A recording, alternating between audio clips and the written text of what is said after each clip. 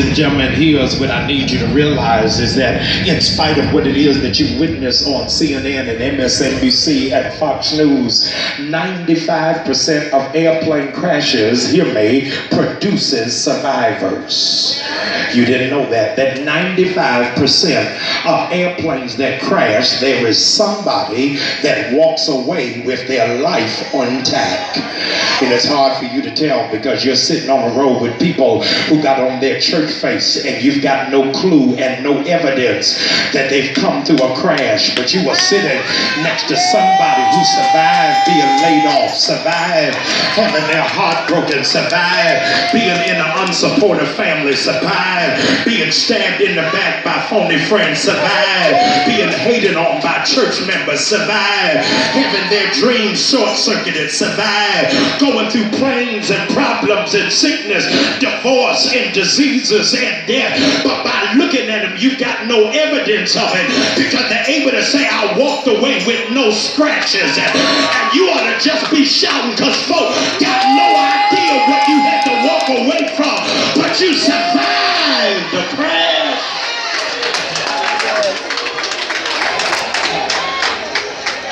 The FAA, ladies and gentlemen, has in fact recently released a publication that is now in circulation of what to do so that you can survive a plane crash. And ladies and gentlemen, they say to you, hear me, that your probability for survival goes up, hear me, by 40%, watch this, based off of where you sit on the plane. So if you sit in the back of the plane, you have a higher possibility of surviving.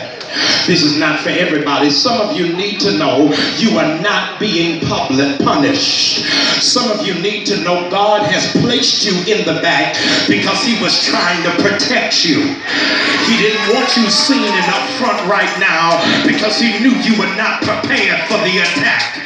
And that's why some of you are getting blessed because you come to church and you ain't trying to be in the clique, you ain't trying to be in the circle, you ain't trying to be in Bishop's face, you just trying to get your word, mind your business, and go home. And God said, those of you who've been in the back of the line, your seat is about to change. I'm getting ready to shift you to the front of the line because I wanted to see if you would be faithful over a few things.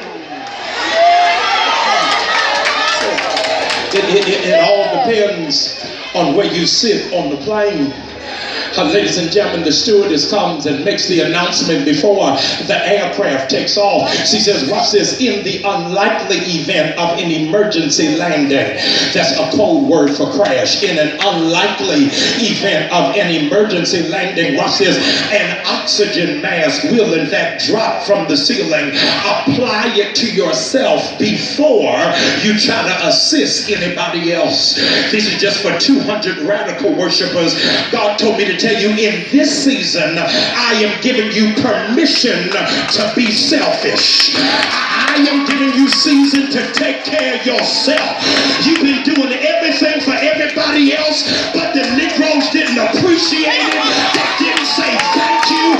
You couldn't even sleep worried about them. You fasted and they eating. God said in this season, buy the shoes, touch your water. Take yourself on a trip. You gotta do something for you because you poured out already. Be seated, please. He said, this is the season that I got to do something for myself. Would you elbow your neighbor, tell him this next shout is not for my kids. It is not for my bishop. It is not even for you. But when I give God this next shout, it's for a Jabez anointing. Lord, bless me indeed. I need you to enlarge my territory. If you need God to do something for you before Labor Day, I want you to shout for yourself. Like, God, you gotta do this for me. I can't hear nobody. I need you to shout like the raise is for you, like the promotion is for you, like the 5-tag Tiffany ring is for you.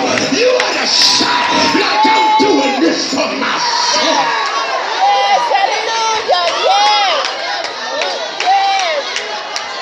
Be seated, please. Says, in the event of an unlikely emergency, watch this. It says, leave your belongings.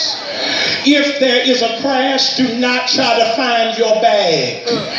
God help me in here. You can live without the bag, but you can't live without you. And the reason why the enemy is frustrated tonight is because he thought you could only shout when you got stuff. But he didn't know there were some crazy praisers in California that can shout after I took a loss. I'm talking to those of you, you ain't balling like you used to. This has been a struggle for real, but you shout because the lights are still